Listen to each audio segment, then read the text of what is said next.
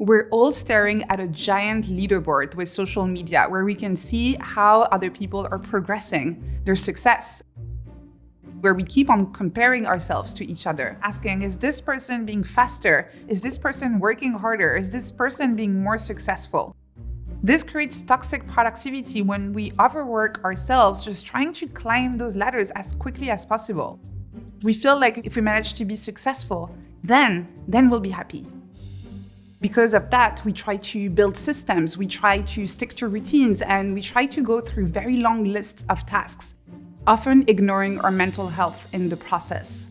But when you ask happy people how they discovered their passion, and if they give you an honest answer, they'll tell you they stumbled upon it.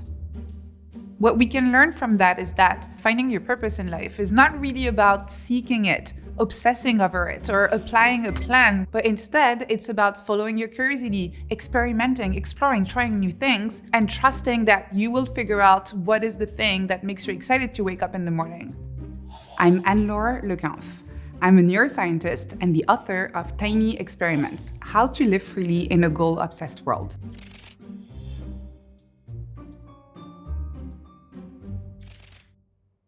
A lot of us are currently experiencing cognitive overload, and there are many reasons for that. The world is changing fast, and we're trying to hoard as much information as possible to understand what's going on around us. We're trying to be as productive as possible in order to keep up, again, with this world that keeps on changing. In essence, there is a lot more to think about on a daily basis, but our brains haven't evolved. They're still the same that they were thousands of years ago. This creates anxiety because we keep asking ourselves, how am I doing? Am I doing better? Am I being fast enough? Am I being productive enough? Am I being ambitious enough? Tiny experiments offer an alternative to this maximalist approach, where instead of going for the bigger thing, you go for the thing that is most likely to bring you discovery, fun, enjoyment, and that is based on your curiosity rather than an external definition of success. A linear model of success is based on a fixed outcome that we try to get to. It implies that first you do A, then B, then C, and then you'll be successful. There are lots of problems with a linear model of success. One of them is that it assumes that you know where you're going, which might not always be the case. Another one is the assumption that wherever you want to go right now is where you will want to go in a few years from now. Things are changing very fast. Our world is evolving, and you should allow yourself to change the direction of your ambitions with the world as the world changes. There's a famous quote that has been attributed to a lot of different psychologists, including Viktor Frankl, and that says that our freedom lies within the gap between stimulus and response. What that means is that whenever we find ourselves in a situation or whenever we face a trigger, there is a little gap between that trigger and our response. And in that gap lies the freedom to make a choice. Are we going to go for the automatic response, the one we have no control over? Or are we going to pause and ask ourselves, how do I want to respond to this situation? Whenever we face a disruption in our life, it's very tempting to try and immediately solve the actual problems that arise from that disruption. We completely ignore the emotional experience. Affective labeling means labeling your emotions. It really just means putting words to feelings. And it's incredibly helpful because it allows you to better connect and understand your emotions so you can manage them better. This allows us to reduce activity in the amygdala, which is involved in unconscious emotional processing, and to increase activity in the prefrontal cortex, which is involved in rational thinking. It's really just about picking a word to describe your current emotion. And if you can't find the right word, there is research showing that describing a landscape is also a great way to practice affective labeling. So you could say, for example, that it's a stormy day over a dark forest, or it's a scary cliff over a beautiful sea. This practice is particularly useful for people who like to feel like they're in control. When your mind is clear, when you have processed the emotions, you will be able to think about the actual consequences in a more efficient way. A mindset is a default way of seeing the world. And our mindsets influence so many things in our lives. They influence our decisions. They influence the way we think. They influence our relationships and even the way we feel. Being aware of your mindsets is the difference between living a conscious life where you're making choices in accord with what you actually want versus being on autopilot. There are 3 subconscious mindsets that get in the way of us living happy, conscious lives. These 3 mindsets are called the cynical mindset, the escapist mindset, and the perfectionist mindset. You can picture those 3 subconscious mindsets on the 4x4 matrix, where the 2 different factors are curiosity and ambition.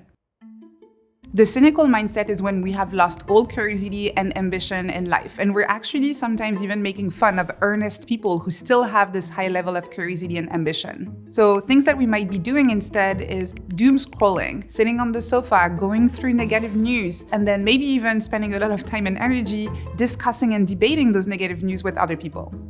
In the escapist mindset, we're still curious, but we have decided to let go of our ambitions. We're trying to do everything we can to escape our responsibilities. That can take the form of retail therapy, binge watching, or dream planning our next vacation instead of doing something right now to change our lives. In the perfectionist mindset, we have high ambition but low curiosity. We try to escape uncertainty through work. We feel like if we manage to achieve that goal, if we manage to be successful, then we'll be happy. But you have decided to let go of your curiosity. Those mindsets are actually very fluid, and they might change depending on our situation and different triggers and different ambitions that we might have at the moment. These mindsets are not fixed personality traits. We can change them. There is an alternative, which is called the experimental mindset, where your curiosity and your ambition are both high. Instead of chasing those linear goals that give you the illusion of certainty, you're open to designing experiments. Having an experimental mindset means seeing failures as data points that you can learn from. If you keep on repeating the same trial and everything works as expected, it means that you're not growing, you're not learning anything. All scientists know that real growth requires both trial and error. It means embracing the fact that you might not have a plan, that you don't know what's coming. And this is great. It means that you can design your life in a way that is conscious and connected. The idea of cultivating an experimental mindset is based on the scientific method. And this is very simple. First, you start by observing your current situation, by looking at the world around you. Then you ask a research question, and you design a tiny experiment to collect data, which you can then analyze. But to design an experiment, you need to commit to curiosity. A great way to do this is to design what I call a pact. This is a commitment device where you say, I am going to run this experiment and perform this action for this specific duration. A pact is actionable. This is something that you need to be able to do right now. You don't need extra resources. You don't need help from other people. This is something you can try straight away. And what's great is that when each pact you design has purpose imbued into it, you don't need to have a grand purpose in life. I highly encourage you, while you're running your pact, to take little notes. Based on that, you can make the decision to either persist with your pact as is because it works for you. You can also pause it if you feel like that's not really something you want to keep going with, or you can pivot, which means making a little tweak and changing something before you start your next cycle of experimentation. Curiosity keeps you adaptable and nimble in an ever-changing world. It ensures that you stay open to new possibilities, and frankly, it just makes life more fun. This all might sound philosophical, but there's actually a lot of neuroscientific research showing that when we experience thirst for water, the same parts of the brain activate than when we experience thirst for information. So when we say, I'm thirsty for knowledge, I want to learn more, I want to know more, we couldn't be more right. The problem today is that it's become really, really hard to know the difference between information and knowledge. Information is just a piece of data. It could be valid, it could be not valid, it could come from any kind of source.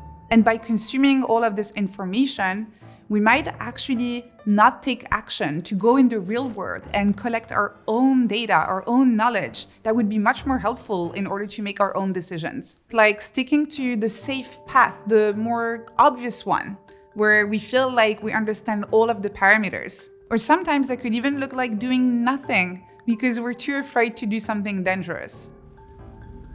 Uncertainty fuels anxiety. Research shows that when we experience uncertainty, our neural activity intensifies. Our brains are wired to fear uncertainty, and that makes sense from an evolutionary perspective. When you think about the conditions in which our species started, the more information you had, the more likely you were to survive. A weird noise in the bushes or a new food that you'd never tried before, all of these could be lethal. And obviously this was very useful in the jungle, but not so much in our modern environment. We try to get to an answer as quickly as possible, which means we sometimes go for the most obvious one rather than the most interesting one. This is also why we prefer getting bad news than waiting for an answer. In studies, uncertainty has been found to cause more stress than inevitable pain.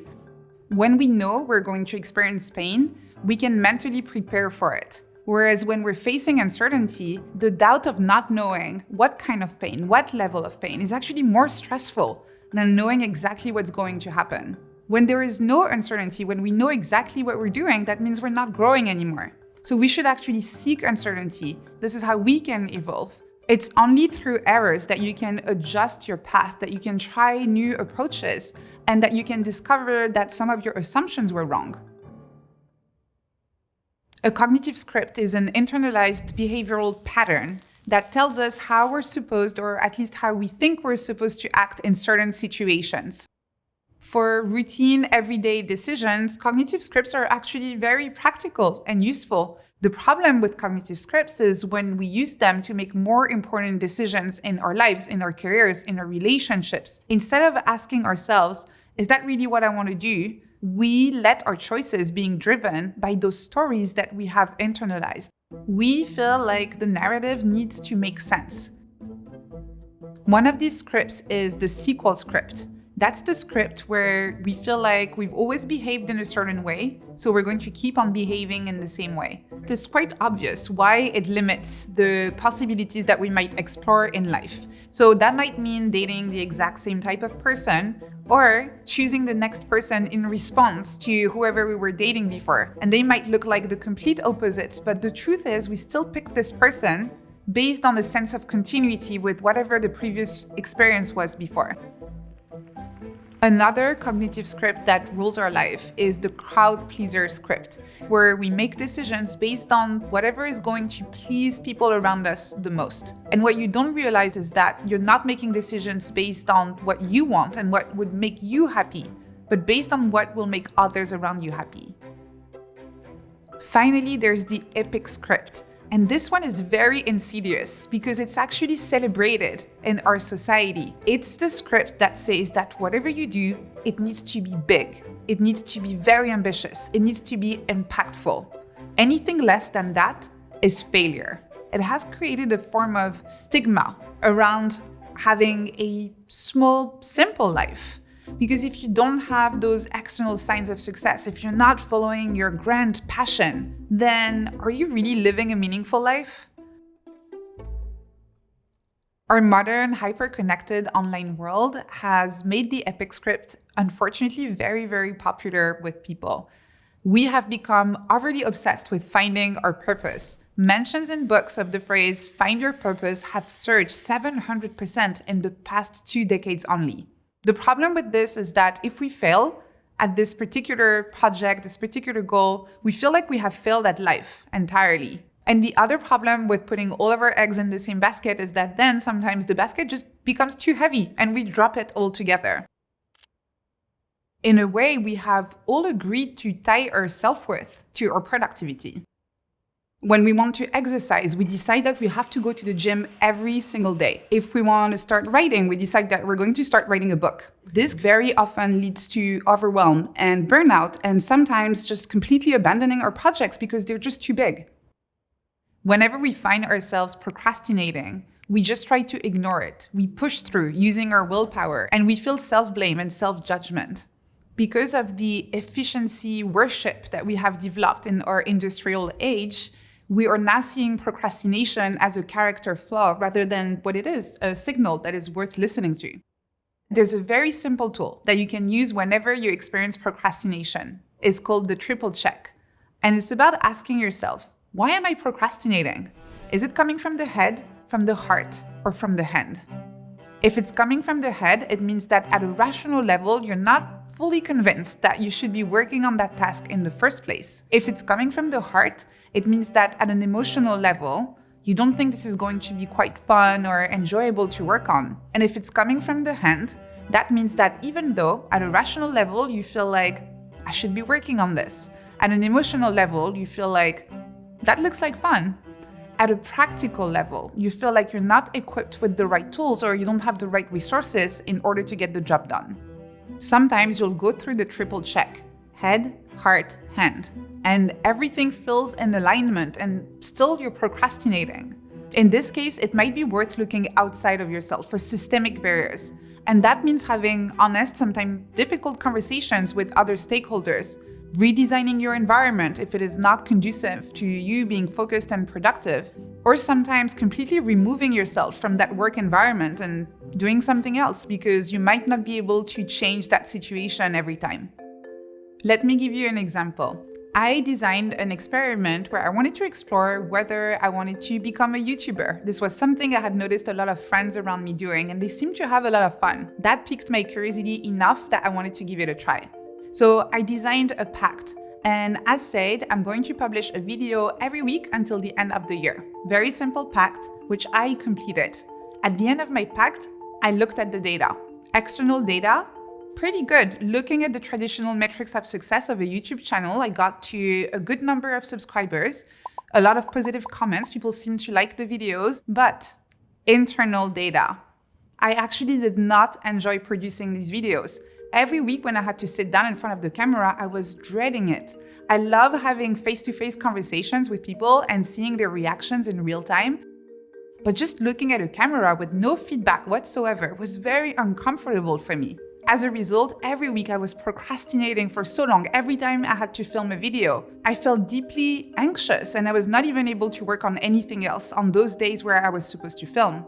Based on this, even though the YouTube channel was fairly successful in such a short amount of time, I decided to stop. I realized that I was not going to be a YouTuber and I preferred to keep on writing my newsletter.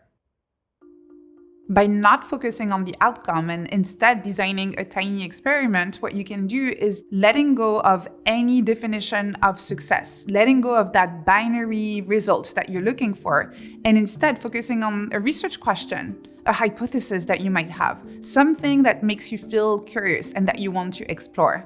A great way to start reimagining what your life could look like is to practice what I call self-anthropology, becoming an anthropologist with your life as your topic of study. Ask questions like, why are people doing things the way they're doing them? Why do they care about this? Why is this thing so important to them? You can do the same thing with your life. Observe what gives you energy and what drains your energy, the conversations that you enjoy having, the projects that you like working on. And that really means thinking about your emotions, your energy, and your executive function. By reconnecting with these emotions instead of trying to ignore them, not only are we going to understand ourselves better, but also better understand our relationship to work and become more productive in the process. Want to support the channel? Join the Big Think members community where you get access to videos early, ad-free.